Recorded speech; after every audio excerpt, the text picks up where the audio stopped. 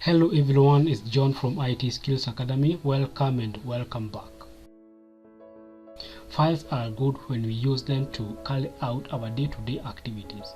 However, when they accumulate in our computers, they tend to slow them down. Luckily, Windows 11 comes with a cool feature known as cleanup recommendations that recommends to you the large unused files, temporary files, files that you have already saved to the cloud, and unused applications. These are files that you may want to get rid of. Why? Because this will go a long way in speeding up your computer.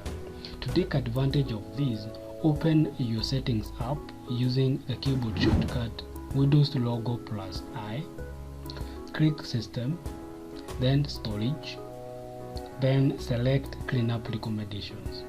Here, the files will be categorized as temporary files and large or unused files.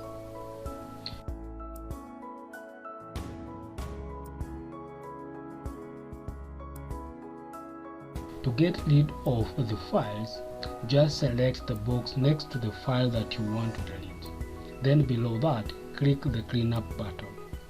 Try out this feature.